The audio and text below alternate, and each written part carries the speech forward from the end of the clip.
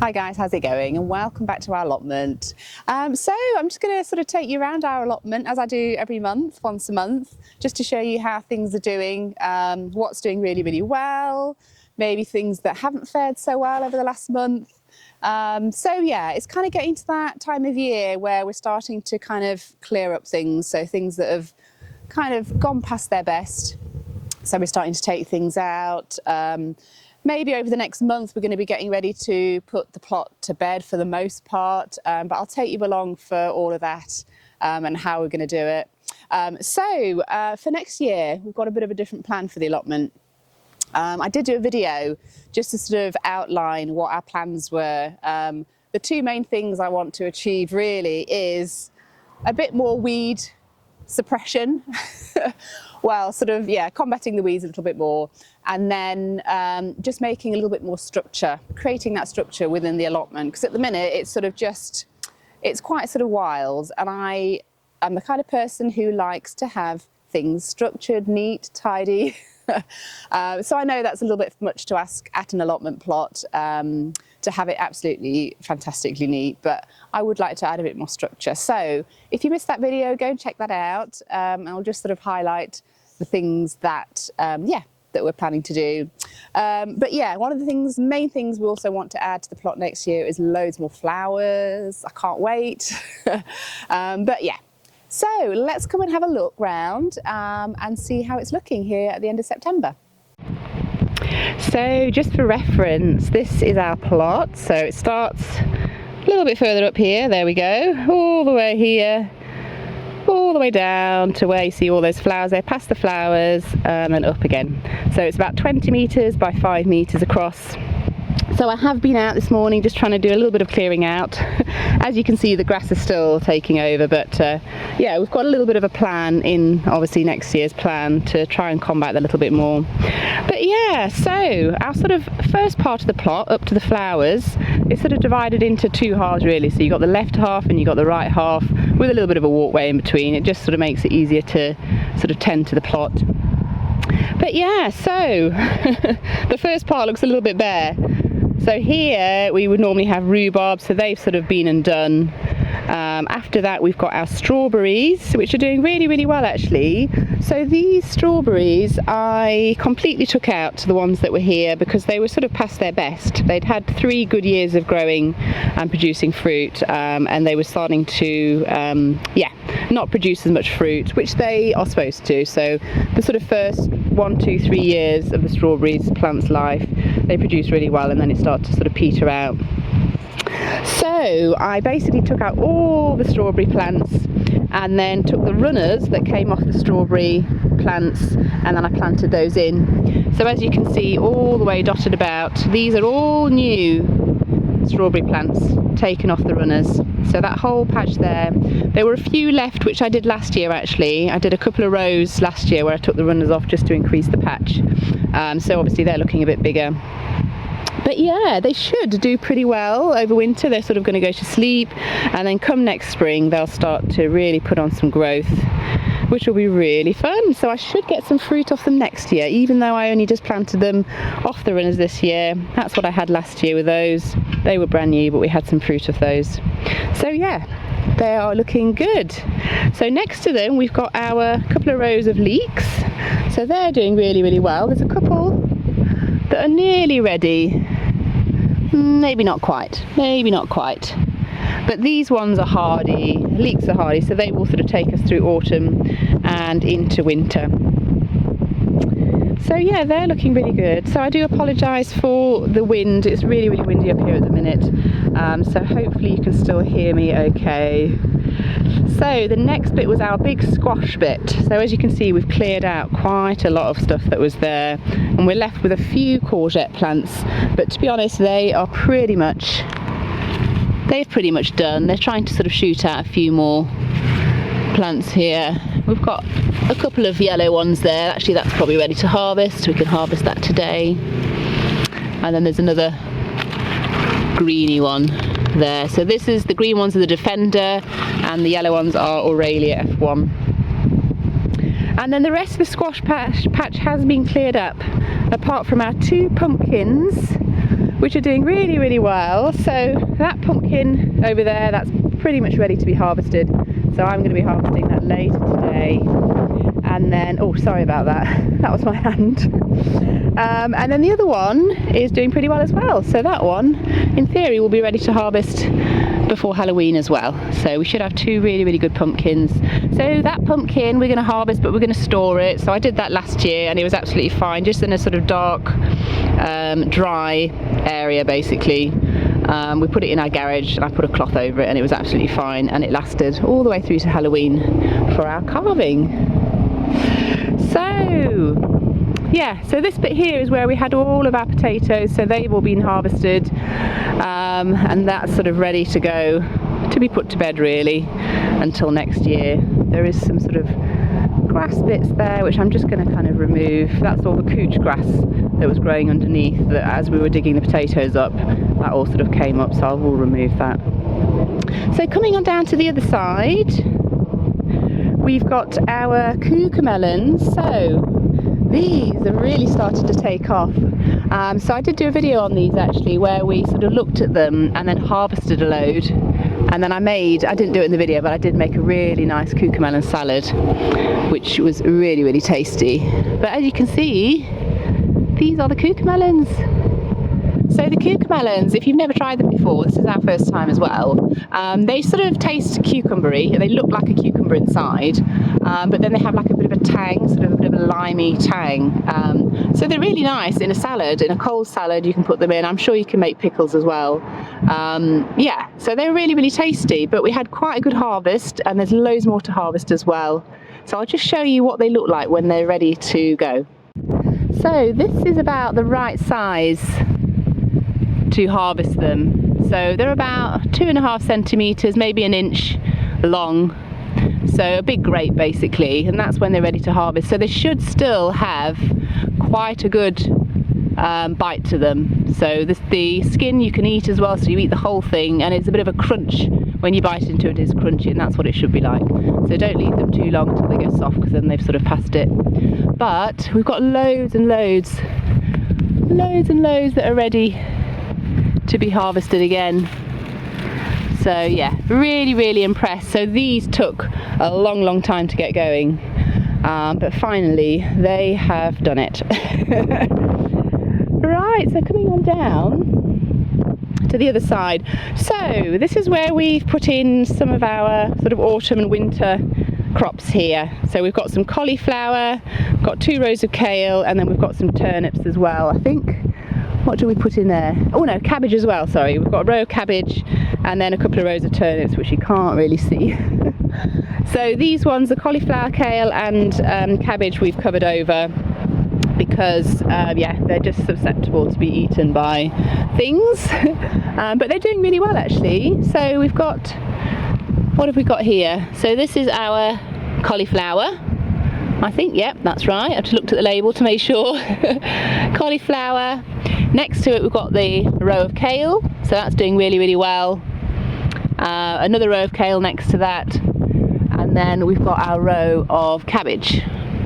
So there were 2 that were quite big seedlings, so you've got those 2 there, but then these ones were quite small, but they are actually doing pretty well. So they're coming round, and then you can see in amongst the grass, you can see our turnip plants over there, and we've got sort of a row and a bit that stops there. So that's kind of going to give us something to grow and harvest sort of during autumn and winter, which will be really exciting. So the next really exciting bit is our peppers, and look, we have some red peppers. How amazing is that? So let me just come around here because you can see them better here. Woo. Look at those. So they've got a bit of mud on them where I've just been cleaning, but look at those peppers. Don't they look amazing? And there's more ripening up. We've got some more around this side.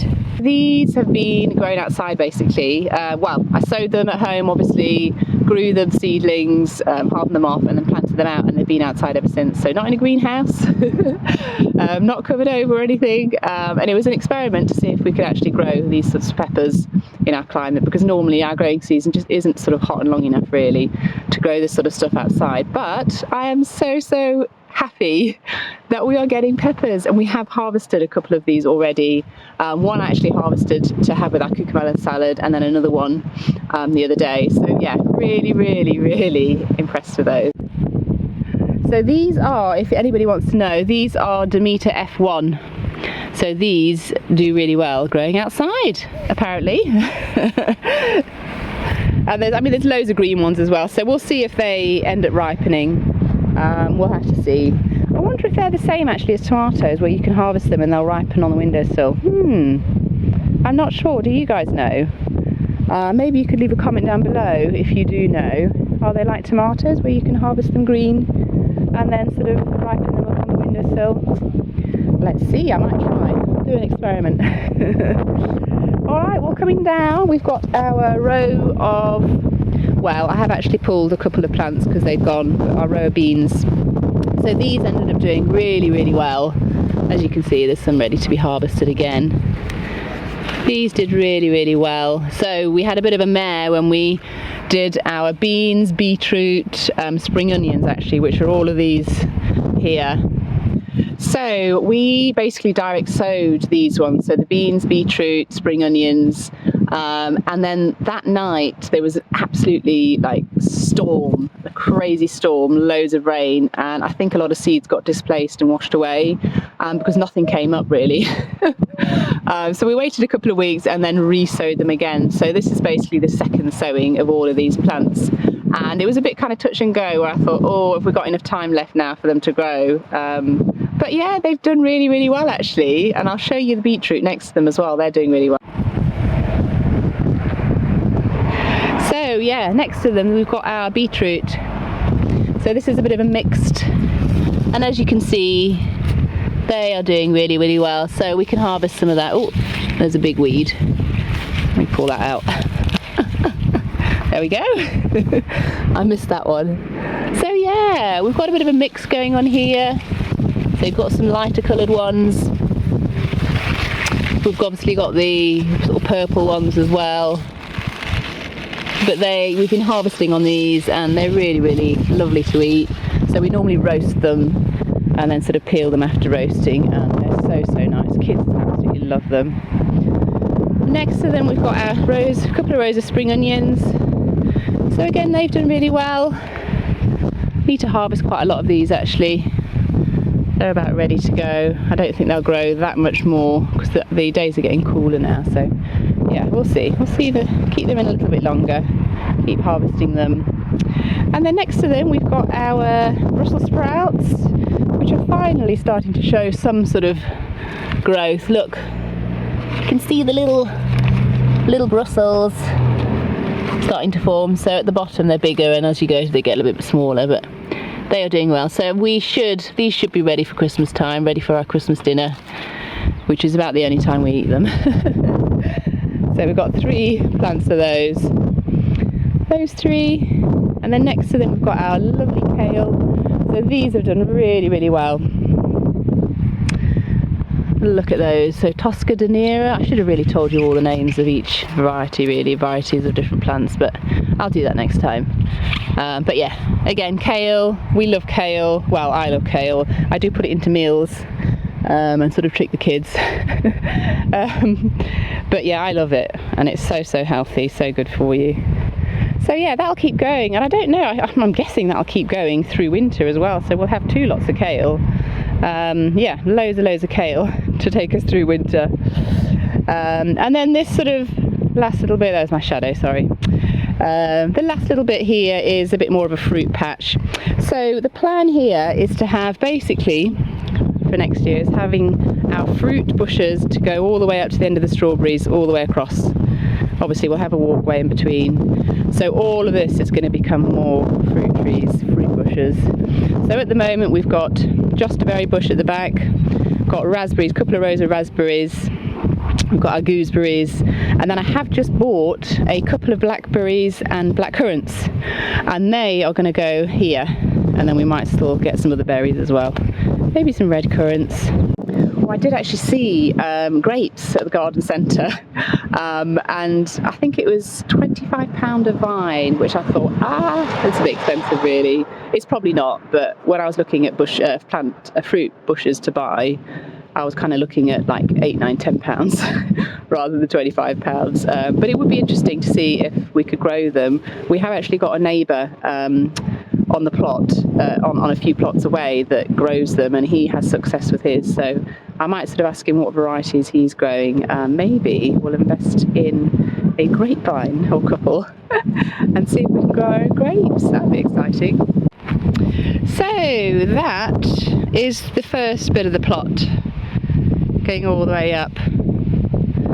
So as I said, we've harvested our potatoes, which were all here, and I've started to put in some sort of perennial or flowers perennial flowers or things that are there all year. So I've got the eucalyptus, which I dug out of a container, which I recently redid. So I'm going to use that next year for sort of cut flower arrangements, because these little stalks here, they look really, really pretty in a bouquet. Just adding that little bit of an extra colour texture. And then I have dug up some lupins. I've got 3 lupins which I dug up from our garden at home. I think they're purple, yellow, pink maybe. So again, they're going to hopefully come back year after year, and again I want to use those for cut flowers. And then I just popped a couple of this is a perennial plant that I had in the garden which I didn't want to waste, so I've just popped that in there as well. So coming on to our dahlias, so these have done really, really well as well. So obviously next year we're going to be planting a lot more dahlias, but we've got a couple of rows here. Really, really, we're picking them, harvesting them, making beautiful bouquets.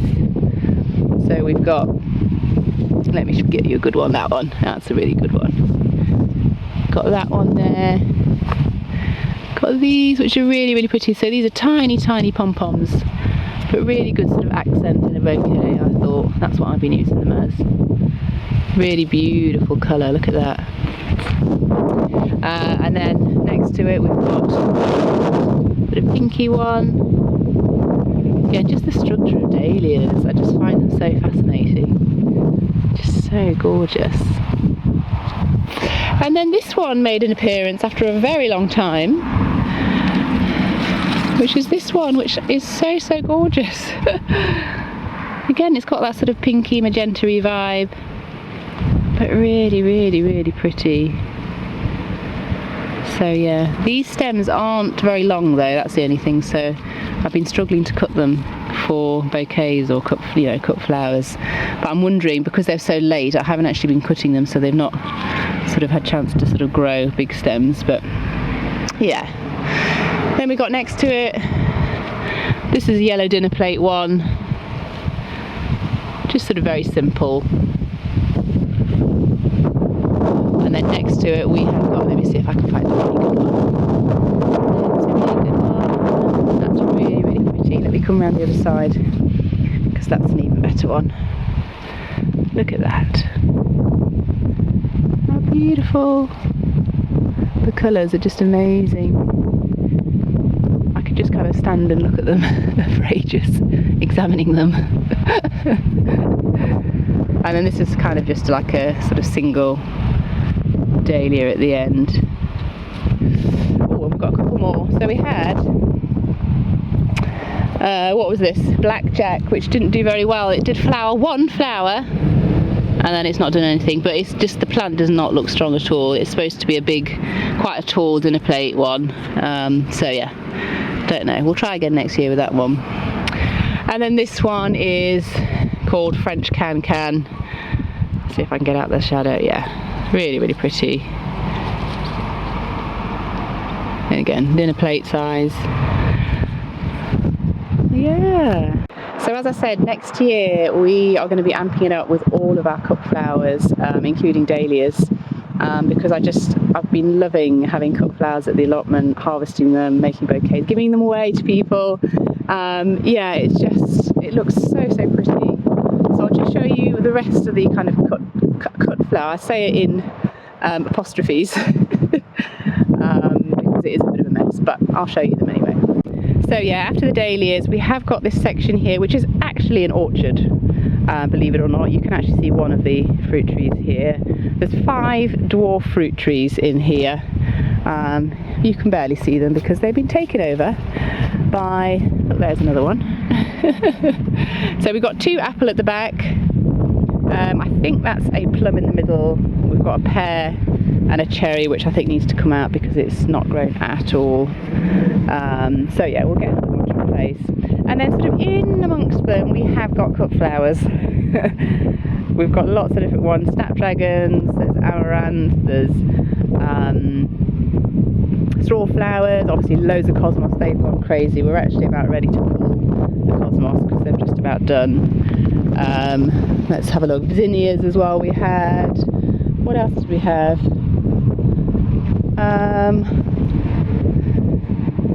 Yeah, I'm sure there were other things in there, but this space was just a bit of a mess basically. So next year we're going to take the cut flowers out of this section and we're going to put them within the main plot in their own little sections.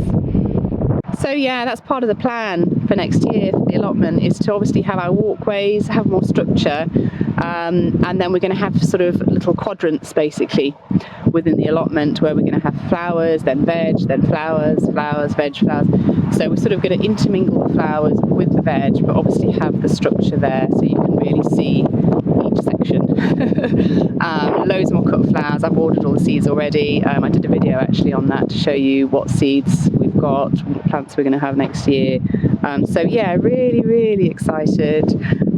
Yeah, watch the space. Alright guys, so that's going to be it for our tour for this month. So I hope you've enjoyed just having a look around our allotment really, and to see how it's looking, what's sort of doing well. I'm off to go and do some harvesting. There's loads of things that I can harvest still, including some of those dahlias, those beautiful dahlias. But yeah, so looking forward to seeing you in a month's time for another tour. Thanks so much for watching, and I'll see you again soon. Bye.